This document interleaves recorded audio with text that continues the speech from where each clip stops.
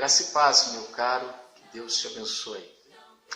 Quero compartilhar com você hoje uma palavra de Deus em Apocalipse capítulo 2, verso 10, que nos diz: não temas o que estás a sofrer ou estás a passar.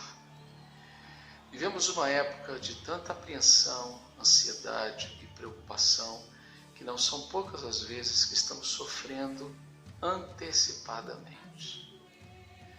E a palavra de Deus para nós esses dias é: não temas. E quem disse essa palavra? Diz assim o verso 8: assim diz o primeiro e o último, o que esteve morto, mas vive.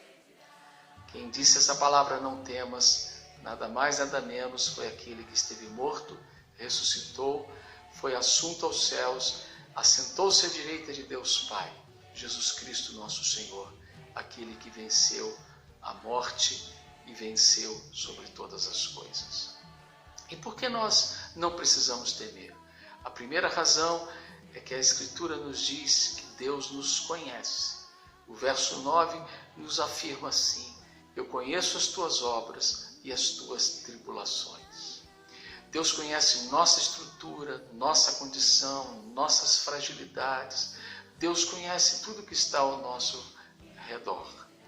Isso é um conforto e é uma esperança, porque em Hebreus nos afirma a palavra de Deus que se nos aproximarmos do trono da graça de Deus, encontraremos socorro em ocasião oportuna, porque nós temos um sacerdote que pode se apiedar de nós. Ele sabe o que nós passamos. A segunda razão porque nós não precisamos temer é porque nada é para sempre. Especificamente na igreja de Esmirna, a palavra de Deus diz que aquela igreja iria sofrer por 10 dias. Eu não sei por quanto tempo nós iremos passar por dificuldades ou tribulações, mas eu tenho certeza que o tempo está nas mãos de Deus. É Ele que muda os tempos e as estações. É Ele que pode abreviar os tempos. É Ele que pode mover em todas as coisas. Então, podemos ter certeza que há tempo para todo propósito debaixo do sol, e nada é para sempre.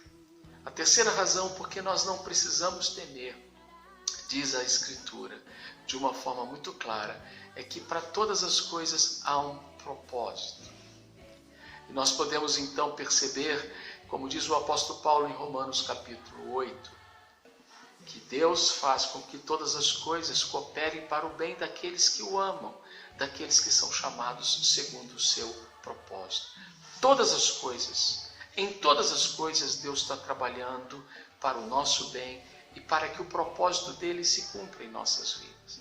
Podemos dizer então até mesmo o que haveremos de passar ou as supostas tribulações, Deus deseja através delas realizar o seu propósito em nossas vidas. Por fim, nós não precisamos temer, porque cremos que a tribulação não é uma sentença de derrota. A tribulação, pelo contrário, é uma oportunidade de vencermos. Diz o apóstolo Paulo em Romanos capítulo 5 que a tribulação produz perseverança, fidelidade, experiência e esperança. E a esperança não se confunde. Romanos capítulo 10 diz que aquele que confia em Jesus jamais será confundido. O que podemos entender então de uma forma muito simples é que todas essas tribulações ou dificuldades são desafios colocados à nossa frente para nos levar à aprovação e à vitória. Por isso, ouça a palavra de Deus. Aquele que tem ouvidos para ouvir, ouça. Não temas. Ouça o que o Espírito diz às igrejas. Aquele que vencer não será ferido pela segunda morte. O próprio Cristo que venceu a morte nos garante a vida eterna.